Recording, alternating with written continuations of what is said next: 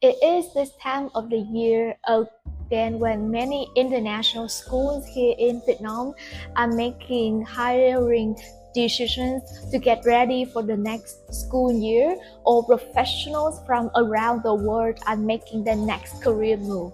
And Vietnam is the destination. Everyone knows to legally work in the country, one would need a work permit. How do you apply for one, and what is the process? On our website, we have written quite a lot about the application process, and on this channel, we have also shared about the uniqueness of translating foreign documents for a Vietnamese work permit. Yet from time to time, we see our clients making mistakes, which resulted in an even lengthier process and some emotional stress, given that the applicants for Vietnamese work permit are expats who may be relatively new to the country.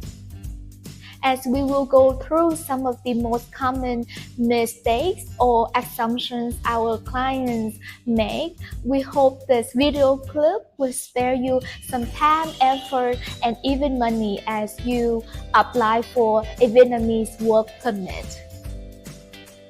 The most common assumption our clients made is that translating foreign documents for a Vietnamese work permit applications is simply translation. However, it actually involves multiple layers of authentication or legalization, the actual translation, and finally notarization.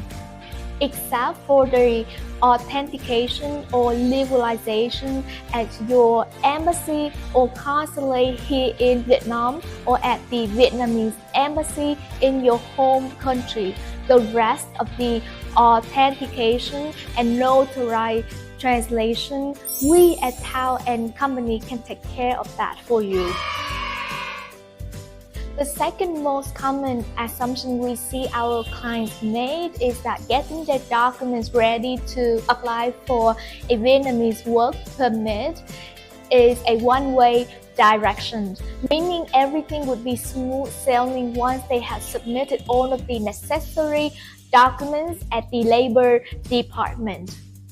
The reality is the Vietnamese officials at the Labor Department would look at your paperwork from your employment contract to diploma and certificate of previous employment in a holistic way.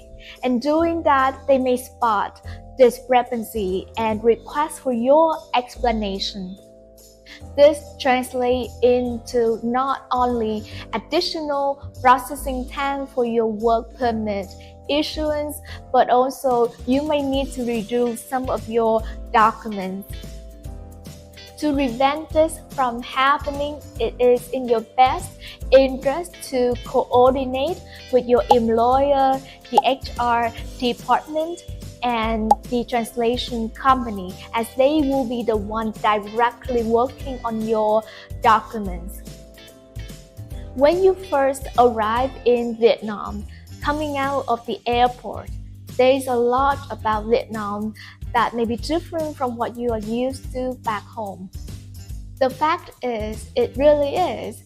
Like any country in the world, Vietnam has its own laws and regulations, including its medical and healthcare system. Amplify that by the cultural factors, you may find yourself having to familiarize yourself with the new ways of doing things. If we discuss for a second about the health check certificate, which is typically required for a Vietnamese work permit application.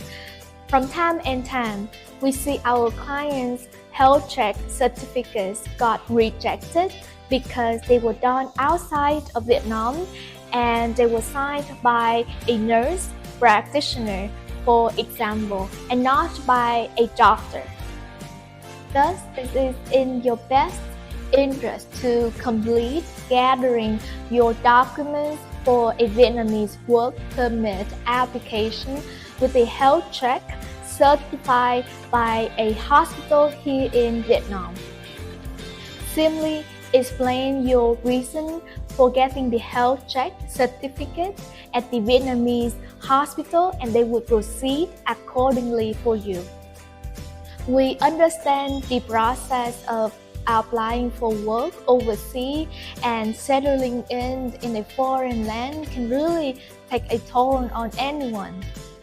We hope our sharing on the common mistakes when applying for a Vietnamese work permit will save you some time and money so that you can quickly start your professional journey and your new life here in Vietnam.